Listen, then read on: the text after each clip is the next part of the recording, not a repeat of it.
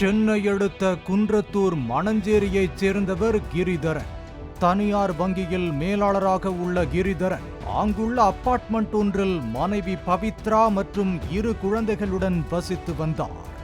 அவரது வீட்டில் எலி தொல்லை அதிகமாக இருந்ததாக கூறப்படுகிறது.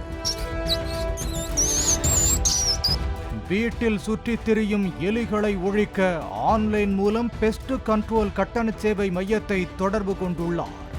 அங்கிருந்து வந்த இளைஞர் ஒருவர் புதன்கிழமை சமையலறை, படுக்கையறை உட்பட வீடு முழுவதும் கரப்பான் மற்றும் எலி ஒழிப்பு மருந்து தெளித்துள்ளனர்.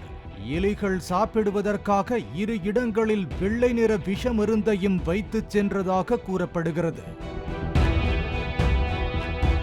இரவு 8 மணி அளவில் கிரிதரன் குடும்பத்துடன் குளிர்சாதன வசதி கொண்ட தங்கள் படுக்கையறையில் உறங்கச் சென்றதாகவும், அதிகாலை 3 மணி அளவில் தூக்கத்தில் இருந்த அவருக்கு மூச்சுவிட சிரமமாக இருந்ததாகவும் கூறப்படுகிறது. எலி மருந்தின் நெடி அளவுக்கு அதிகமாக படுக்கையறைக்குள் இருந்ததால் ஏசியை ஆஃப் செய்துள்ளார். அதன் பின்னரும் 4 பேருக்குமே உடல்நலம் பாதிக்கப்பட்டுள்ளது.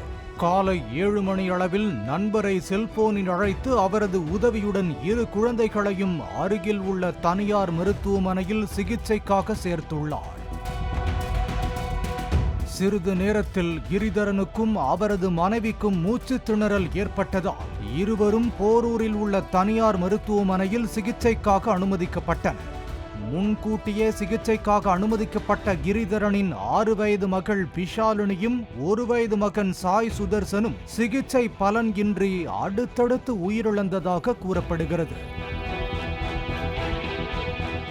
தகவல் அறிந்து குன்றத்தூர் காவல் ஆய்வாளர் வேலு சம்பவ இடத்திற்கு சென்று விசாரணையை முன்னெடுத்தார்.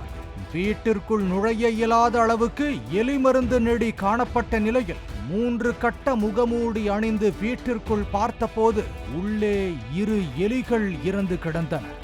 மருத்துவமனையில் சிகிச்சையில் இருந்த கிரிதரனின் மனைவி பவித்ரா போலீசாரிடம் வீடு முழுவதும் பெஸ்ட் கண்ட்ரோலில் இருந்து வந்து எலி மருந்து தெளித்த விவரத்தை தெரிவித்தார்.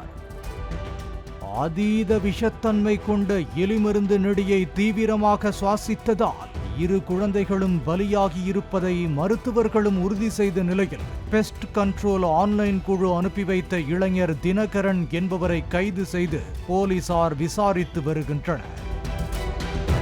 இதற்கிடையே வீட்டிற்குள் வைக்கப்பட்ட எலி மருந்தை ஆய்வுக்கு எடுத்துச் சென்ற தடயவியல் நிபுணர் அளவுக்கு அதிகமான விஷமருந்து தெளிக்கப்பட்டதே உயிர் பலிக்கு காரணம் என்று தெரிவித்தார்.